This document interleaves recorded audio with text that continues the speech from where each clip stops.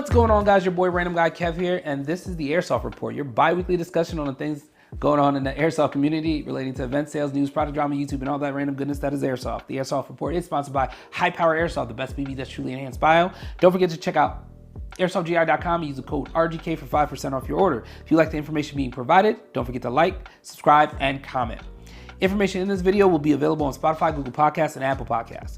Timestamps are provided below. If you wish to skip ahead, please do so. Don't forget to like, subscribe, and comment. What's the deal? Airsoft GI has a black and gold edition mystery box version 2 available. Definitely head over to airsoftgi.com for more information. They also have their Tuesday and Thursday live stream on YouTube. So definitely check out Airsoft GI on YouTube to watch that. Fox Airsoft giving away a HK416 gas blowback rifle. Check out Fox Airsoft for the giveaway. What's happening in the industry? Navrich dropped the SSQ-22 gas blowback rifle. Check out navrich.com for more information. Upcoming events and competition. Events and competitions are subject to change. Make sure you're following your favorite event producers for more details. May 5th to the 7th, Lion Claws Thunderdome 2 in North Carolina. May 6th and 7th, Otherworld Productions, Downfall 9 in Pennsylvania. May 12th to the 14th, Milson West, The Bulker Bulge in Pennsylvania. May 13th, Lion Claws Tactical Challenge in California. Here's some additional competitions. CSL Competitive Speedsoft League, May 13th, Black Sheep Airsoft in Virginia. KWA Tactical League, May 6th, Battlegrounds at Extreme Airsoft in Rhode Island. Speed QB, May 7th, 5v5 Open Class Division at Tac City in California. So now let's get into our topic. You guys know how I love to put questions and whatnot out there for the community to answer on Instagram, and they did come in heavy for this one. So I'm gonna read over a few of them, and we'll take it from there. So the biggest disappointment that has come from airsoft companies / events. This was geared towards companies, individuals, people, and things of that nature. The ideology of making the sport better than exploiting the shit out of everyone. We have people like that all the time. Companies that do it, that say, hey, I'm here to make the sport better. Hey, community. But it's all about self. We all know that. We've seen it. We know the clout chasers. This is such a small community that you can immediately tell who's doing it for what reason. And we hate it. I know I hate it. Especially when I can see it and I'm like, come on, dude. Come on.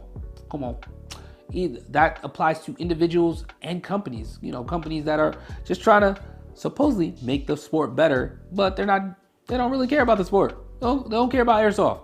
So, you either call them out or just completely ignore them. Most times I try to ignore them because for what? They're gonna fizzle out and the community is gonna notice all of it. Almost anything Navrich, to be honest, wanted to love them, but no, their quality is awful. I've never used a Navrich product, so I have no real thing to say about it. But to each their own. I've heard a number of good and bad things about the Navrich products. Again, I still haven't used one, so I can't really give a definitive answer on that. That the same thing always happens. Same product, but different, but quote unquote different, they say. I feel like this is in regards to the repetitiveness of the same products being released and people saying it's different. And we see that a lot. The just kind of carbon copy of their last product. Hey, this is a re-release of this product, essentially, with a different name and like different rails. And what did you really upgrade? What's the difference between these two? The barrel and the barrel and the grip. Okay, so still performs the same as the one that's $50 to $100 less. Got it. So I should pick up that one instead of this one. Airsoft. Proprietary mags every single time. The M4, might be in regards to SMGs, where it's like, say, you would hope all the MP5 mags fit in each other, but they don't. They really don't. They all don't feed each other. They're all not the same. They're all different. I guess it would be relating to that. Repetitiveness repetitiveness. Take a chance, make a change. I mean, kind of similar to what I was saying before. Nothing very creative out there, essentially. It's all the same recycled garbage over and over and over. Copy and paste. Control C, Control V.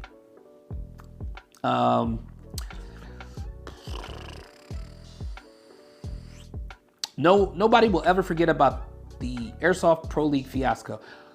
Bruh. Shoot. The Airsoft Pro League would at least come out once a quarter because it was a joke. It really was a joke. My thing is, when it comes to new things being introduced into Airsoft, don't immediately charge. Why are you immediately charging people when we don't know what the fuck this is, who the fuck you are? Let's be honest. Why do it? I feel like you should start off with a couple free episodes. Let us bite first, and then okay, you might charge $10, $15, $20. I mean, but there was a lot of people that was on board with this. That was like, oh, you're crying, $25. Why you crying about $25? Bruh, I'm not randomly gonna pay $25 for something I have no idea what it's about. I pay that $25 for food. I go buy food for $25. Leave me alone. And look at where we're at now. A joke. It's literally the joke of the Airsoft community. Lack of variety or innovation. I mean, just like before, like a lot of times things get announced at SHOT Show or IWA, but sometimes we don't see that stuff for 2 to 3 years, maybe if that. Even if it gets past the prototype phase, there's still quality control that needs to be done, and if it can't pass quality control, why release it? I mean, sometimes things get released within a year, but I mean,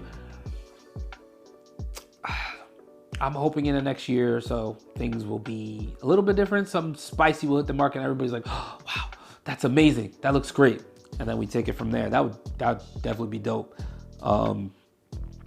NSL's entry price. So I did reshare that NSL did respond with the pricing, which was about $650 to $700 for a 7-man team for 2 days of play.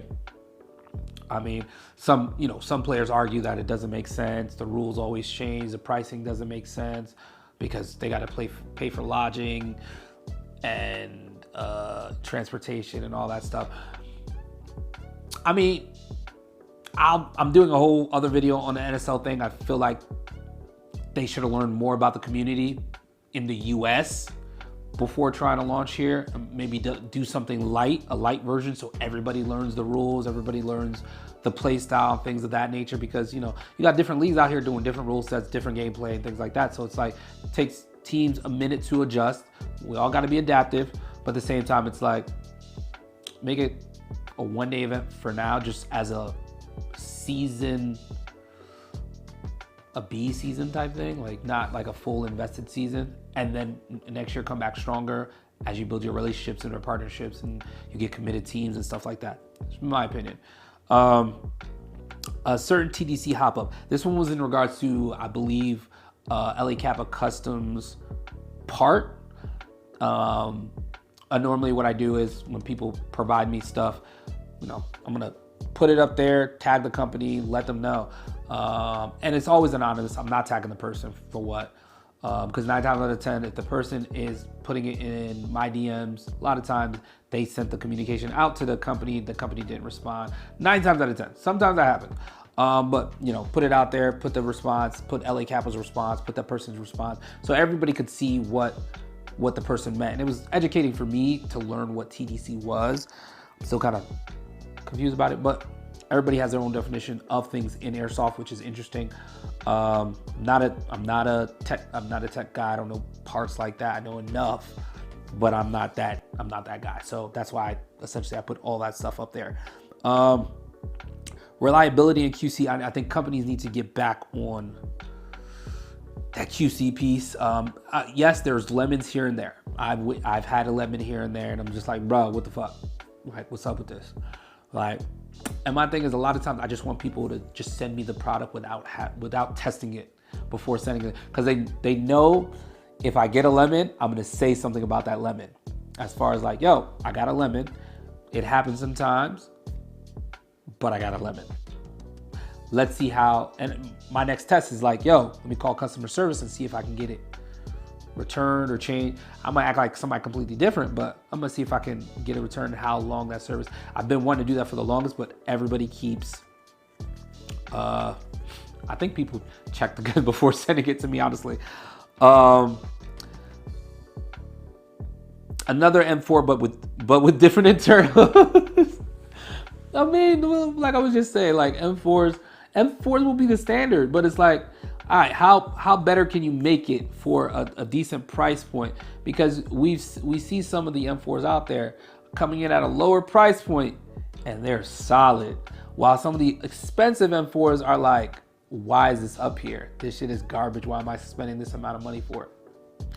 But you know, that $200, $300 range for a really mid-tier, high-performing M4 that doesn't really need too many upgrades, but it's still working great out the box. I love that for a specific price point. But yeah, let me know your thoughts on that. Like, what are your thoughts on? I mean, I like just asking those questions on Instagram. If you guys have any specific questions I should be asking, let me know. Put them in the comments, and we'll take it from there. That's all for this episode. Let me know what you guys want to discuss next by leaving a comment down below.